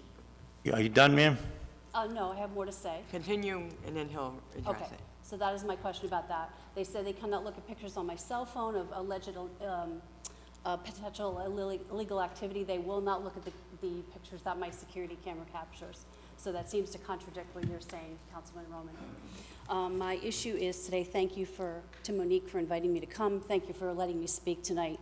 I'm begging all of you for your help. I've lived in Linden for the past 18 years. The past year and a half have been absolutely miserable on Walnut Street. The house, so I live in a duplex. I own half. Another owner owns the other half. One of our Orthodox Jewish families purchased this home and the tenants that she put in there. One of the tenants is an armed robber. He has been arrested for armed robbery. I want to know why he's not in prison. I have contacted the Union County Prosecutor's Office, the detectives, our detectives here in Linden, the police officers. No one can give me an answer to my question. I do not feel safe. So in addition to him being an armed robber, he also appears to have a thriving, some sort of business that probably is illegal. Along with this business, there is traffic in and out of the house at all hours of the day and night with a foul odor penetrating the neighborhood. You can smell this up to a block away. It's in my car. It's in my attic. I recently pulled down the door to my attic and this foul smell rolls out. Because he has been arrested for armed robbery, who is hanging out is his house. Is it his accomplices that he performed the armed robbery with in Cranford? I would like to know that. When I do call the police, there seem to be impaired drivers. Just about 2 weeks ago, someone was parked up on the curb with two wheels of their vehicle up on the curb. There were people hanging out of the car. There was this foul odor. I called the police. No one came for 3 hours. So if it was more than just a foul odor, what if that person had a medical problem? What if they had diabetes? What if they were dead? So they were going to sit out in front of my house for 3 hours, perhaps dead, before the police came? I was told later by one of the officers that the call had been misclassified as just a parking violation. There are children on the street. I have begged my neighbors to call the police. No one else seems to be inclined to do that. I'm most concerned about the lack of police response. They tell me no one can help, but I need your help. Please help me. I do not feel safe. If and when I decide to sell my house, which I probably will have trouble doing because of the foul odor, I will be moving out of Linden since I no longer feel safe here. Thank you. Thank you. Chief? Sure, I'll respond. This complainant has called the police many times, and she is correct on that one. There was one delay of a response. It was up to 2.5 to 3 hours because it was misclassified as a parking complaint. She is aware that the patrol commander has spoken to her personally, and so has the narcotics commander. The Narcotics Bureau has done an investigation over there and surveillance, and they see no identification of a distribution in progress over there. As far as the new marijuana law, let's address that. Personal consumption right now is decriminalized, and you can smoke on your private property, and your odor can go down the block, and the police can do nothing about it. You can have up to 6 ounces for personal use on your person, and if you ingest on private property, including front porches, and in odors around the neighborhood, I know it's a nuisance. There's nothing the police department can do about it. The patrol commander I know has spoken to you as recently as last week, I believe, and the narcotics commander also spoke to you several weeks ago. While I understand some of your complaints, and it is a nuisance type of complaint, I understand that. Regarding the cameras, I'm glad to talk to you personally offline about what the police did or did not talk to you about viewing your cameras. That I don't know. Regarding area checks, we've had 62 police area checks since January 1st on Walnut Street. I have the printout right here. Anytime we've gotten complaints from you, we've had to make sure the cars have addressed it. I have 62 area complaints on area checks on Walnut Street since January 1st. So I understand some of your complaints, ma'am. Some we can do something about, some we cannot. As far as the CCH having an armed robber living next to you, obviously he's been released from prison without knowing all the particulars about this.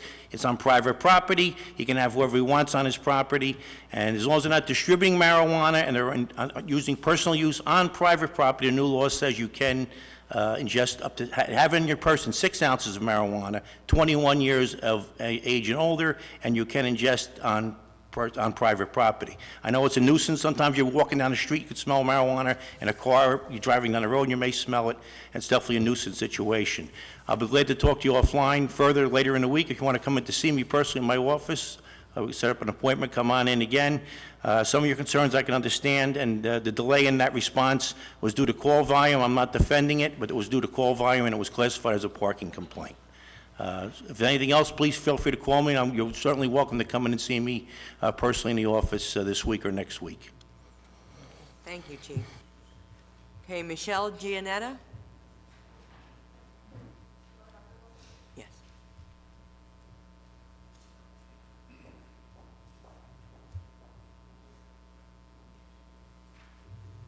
Okay, please state your name and address for the record. Yeah, hi, my name is Michelle Giannetta, and I live at 10 Hillcrest Terrace, Linden. So last month, and Mr. Medina, you all know that I've been very vocal about the 5G tower situation. It's been a whole month, and I haven't had any updates, and I'm not talking about Mr. Medina because I have spoke to him, but on behalf of his attorney or whoever is the person in charge of finding out whatever in the contract, to me, I'm a professional. Many of you are professionals. There's no reason why there is this long in looking at contracts. If that is your job and that is your duty, then residents should have answers a lot quicker than 1 month. And as I was walking my 7-month-old child and my 5-year-old child to the park, I realized that there is an additional one, the one that Mr. Medina brought to my attention, on Orchard. So there's 3 in the 9th Ward, which I feel like is, I just can't believe that anybody on this panel would let that happen, because not any of you can show me one study that shows me that it is safe. And if you do, you're bringing me to the American Cancer Society, which is saying that it is a possible carcinogenic. So if anything is a possible carcinogenic, it shouldn't be around children, it shouldn't be around schools, and it shouldn't be around parks. In other countries and states, there is strict laws regarding where those towers are placed. They should not be around daycares, and they should not be around residential houses. Especially because, you know, in Linden, we don't have that much space from the street to our house. So these things are relatively close. These are utility poles that are 15 feet away from people's house. And I really feel like there needs to be a little sense of urgency here. And one other thing that I didn't like in the last, listen, I've never even came to a city council meeting in my life until last month. So I'm not really sure how this works, and I'm not really sure how government works, but I do know that things of this urgency should be taken into consideration without smart remarks from other people, because me personally, I thought it was very unprofessional on many people in this panel.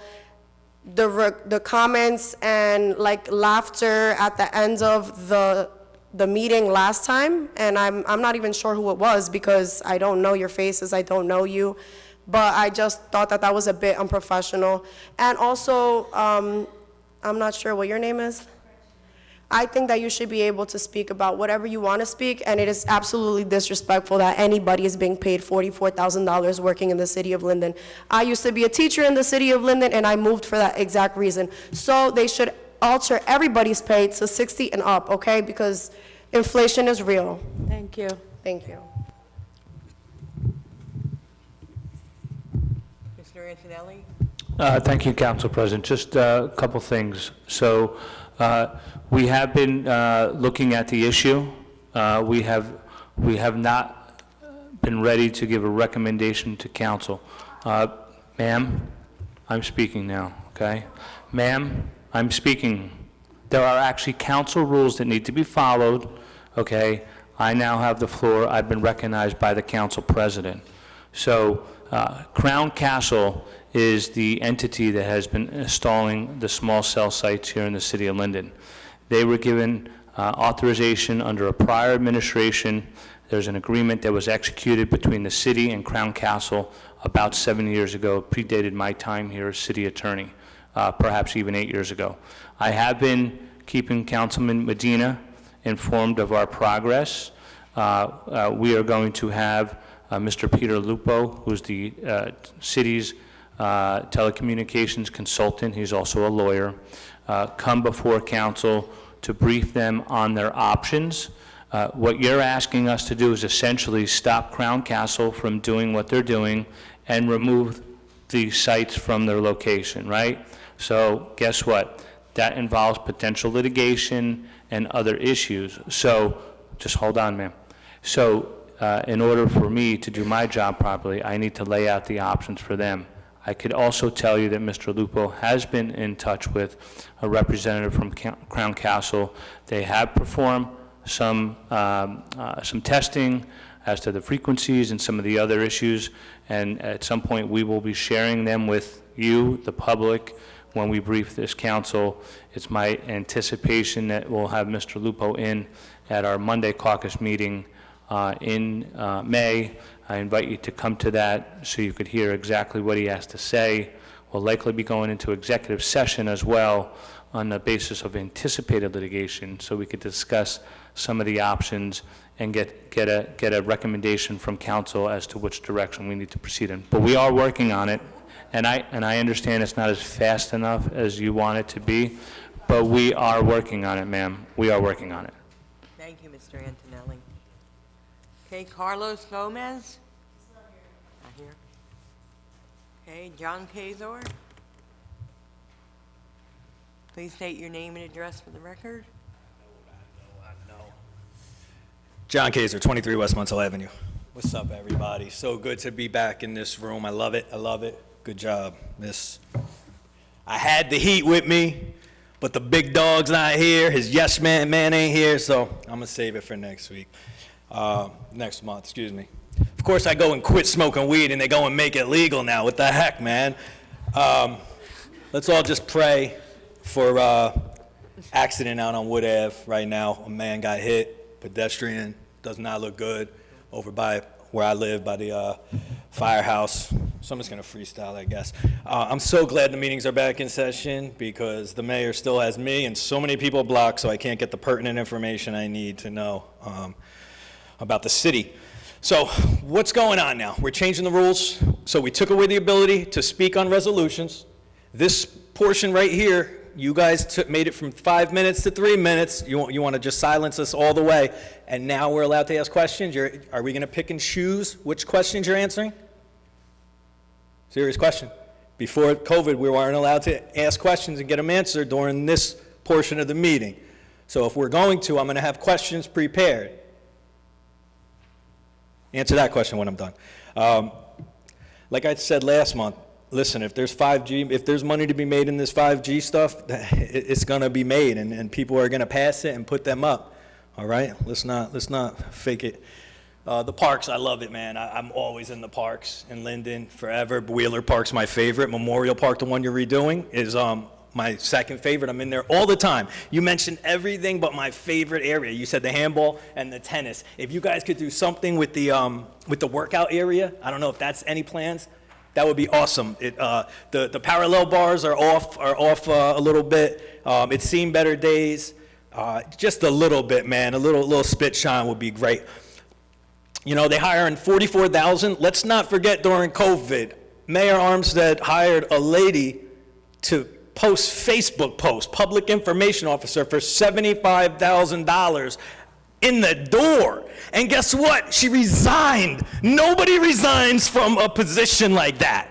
There's rumors why she did resign, but the big dog ain't here to answer that. What's going on with the settlement? Scutari, $10 million settlement. There was a witch hunt with the yes man, the corrupt guy that's no longer here, and Derek. They got him out of here as a municipal prosecutor, and then he sued everybody for $10 million, and it's on there. Resolution 190, if we're answering questions about resolutions, what's going on? They kissed and made up? They're on City Hall steps taking pictures with each other now. I don't get this town, man, but I still love it. Thank you. As far as our policy with the council voted on all these rules prior to COVID, so they have been in effect. Okay, there's no comment on personnel because liability reasons. The council voted regarding the resolutions. There's no public comment. So when we have the public comment, that is your time to come up. If you ask questions on city business, we do our best to get you an answer tonight. If not, we will get you as soon as we can. Hey, Mr. Antonelli, you want to add to any of that? Well, I was just going to say real quickly, I don't think that the policy was you can't ask questions. You could certainly ask questions, but I think what the council president started doing was, rather than allow a back and forth between either herself or other members of council, as a member of the public, you ask questions, and then she directs that answer to the appropriate either city official or other member of council. So obviously, you could ask as many questions as you want in the time that you're permitted to do so. Okay. All right, Diane. Point of will- order, Council President, Yes, regarding our attorney's last statement. yes. It says public comment. It doesn't say public question and answer period. You know, we have pretty smart people out in that audience. I think they know what comment is regarding comment and question. Ma'am, I'm going to call you out of order, ma'am. We have rules here that need to be followed. You're out of order. You're out of order, ma'am. Diane Wilverding? Okay, no problem. Somebody did it when Lisa did it.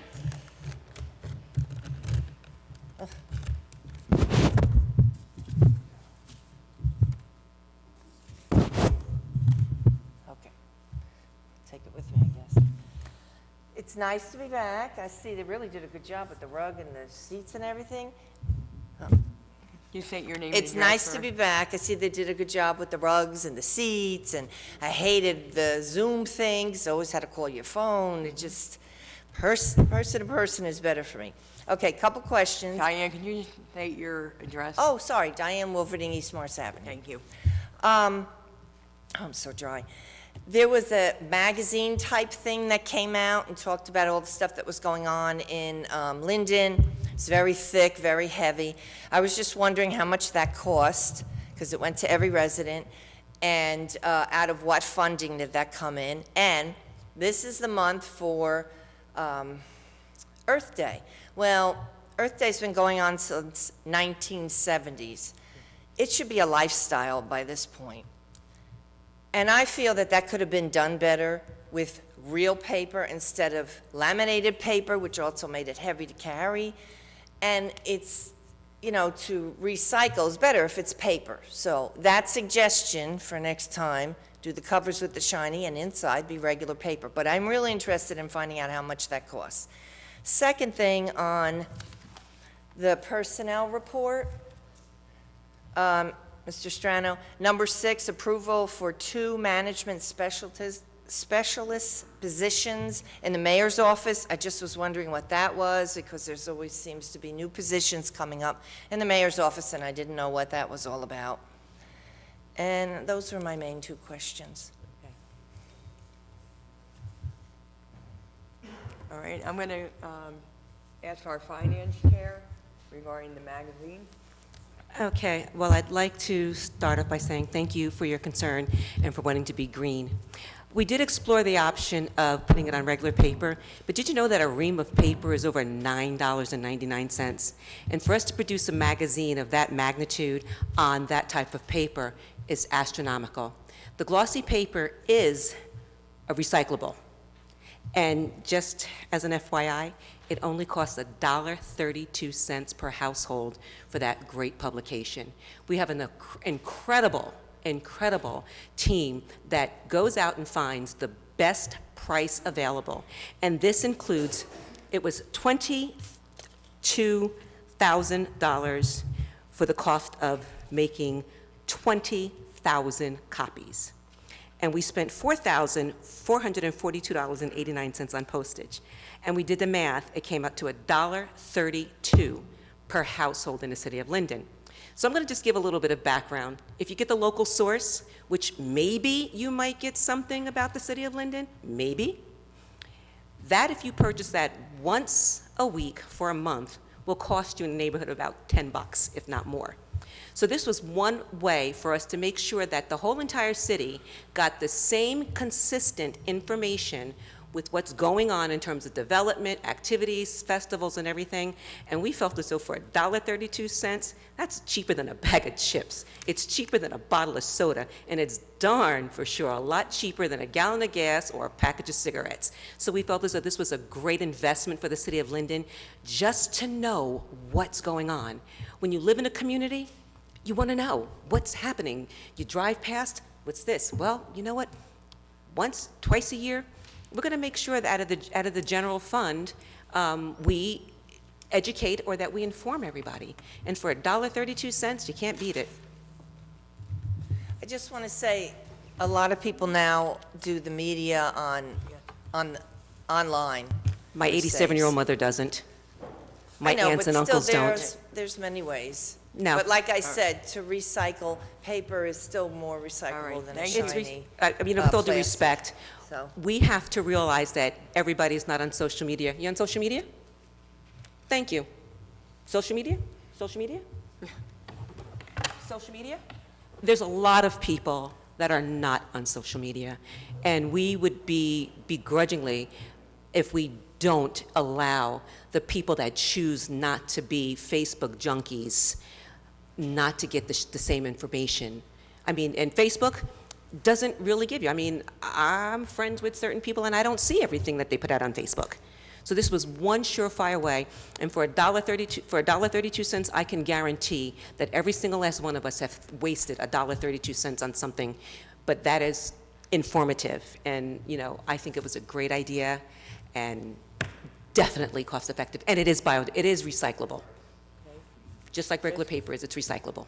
Mr. Roth, would you be able to comment on the positions in the mayor's office, what they would entail? Yeah, there are two, what's called a management specialist. One is going to be overseeing, if I understand correctly, one will be overseeing constituent services. That's out of the administration office. And one position is being created if there's a need for coverage in another department. We have to figure out if there's going to be a move. We're not necessarily filling them right now. But I have to create the position. I thought they have somebody that does constituent services. The manage the constituent services. Well, isn't that the constituent services one person? Ms. Wilberding, we're not doing back and forth? Okay. Why not? Because it's still, it brings up more Well, questions. no, there's a constituent service, there are clerks that work, they're all clerk ones, meaning that there's none of them are supervisory. So in the interest of trying to, Is it a lack big of a better department? term, keep everything consistent between the constituent service clerks, they're looking to put in a supervisor there. Clerks. Thank you, ma'am. Thank you. All right. This is my last one. Virginia Malik?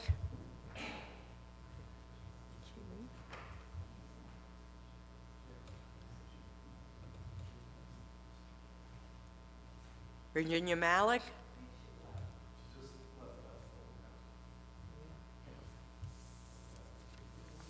All right. She was my last person on the list, too. All right. Can we have a motion to close the public comment portion? I'd like to make a motion to close the public comments and ask for a second, please. Second. Mrs. Ormond? Yes. Javik? Yes. Caldwell? Yes. Cosby? Yes. Roman? Yes. Strano? Yes. Medina? Yes. Hickey? Yes. Mrs. Yemekaitis? Yes. Okay, comments from members of the governing body? Does anyone want to make a comment? Okay, Councilman Roman, go ahead. Thank you, Council President. Diane, the last time I had the pleasure of sitting here in this room with you, we gave you that resolution for helping Mr. Mack that time. When you mentioned that, it was good to be back here. I remember fondly of that moment. In regards to the rules that this council has adopted, I can't say enough how vehemently against I am of the rules. If a resident wants to come up here and sing a song, it's their right, because everything that we do here is with your money. So I know that the rules have been restricted and it was voted on by a majority of the council, but not everyone up here agrees with them, and agrees with the rules specifically. And as per the lady from Walnut Street, I'm sorry that maybe one of our officers gave you wrongful information. However, I will be following up with who that officer is, and I will ask the chief and people in charge of his platoon to make sure that he knows in the future. Thank you, Councilman. Councilman Medina? Yes, thank you, Council President. I did forget one item of my report. I don't want to leave out the folks on Raritan Road. Unfortunately, we had several incidents there between the hours of 12 midnight to 3 a.m. or 4 a.m. in the early mornings, single vehicle accidents, crashing into the guardrails. All these individuals, unfortunately, were DUI or under the influence of alcohol and whatnot. You're not forgotten. I reached out to Commissioner Hudak. I will be sending out an email, and hopefully with the support of the county police and our police department, if resources are available, they can get out there and do some enforcement within those hours. Again, we do have Johnny Tequila, which is a bar, and on the Roselle side, the other side of Northwood Avenue. I'm not sure if that's where these folks are coming out of, but that's the only thing I can think about. But we do also have Central Park on Wood Avenue. And lastly, real quick, I've been receiving complaints of folks doing construction work on Sundays. Our great police chief just gave me the ordinance, and I will be posting it on our community page with the restrictions. Thank you. Thank you, Councilman. Councilwoman Cosby? Part of the reason I decided not to run for re-election is because of the shenanigans, specifically in personnel, just to be clear. When I was on the personnel committee, we did great work. We made sure that everybody had the basic education, right? There was no making up jobs. You had to take a test to get a position in the city of Linden. All that was taken away. You don't have to have a high school diploma to work in the city of Linden anymore because the Super 6 said so, right? You hire someone at a clerk 1 at the rate of $44,000, and that person hasn't been working in the city. That should be a promotional salary, right? So the average salary is, I think, $34.50 for a clerk 1. Meanwhile, the mayor's office is making up all these jobs. The constituent services is supposed to be supervised by the chief of staff. Stop playing. There's so much happening, and this is the heaviest administration, if you will, of, and I'm going to say, possibly incompetence I've ever seen. Anyone else? Okay. The next council meeting will be as follows. Council conference meeting Monday, May 16, 2022 at 6 p.m. in the council chambers room, City Hall. Council conference meeting prior to the council meeting, Tuesday, May 17th at 6 p.m. It will be here in the council chambers. Council meeting Tuesday, May 17th, 2022 at 7 p.m. in the council chambers here at City Hall. These meetings will all be held in person. Okay, can we have a motion to adjourn, please? Motion to adjourn. Second. Mrs. Ormond? Yes. Javik? Yes. Caldwell? Yes. Cosby? Yes. Roman? Yes. Strano? Yes. Medina? Yes. Hickey? Yes. Mrs. Yemakaitis? Yes.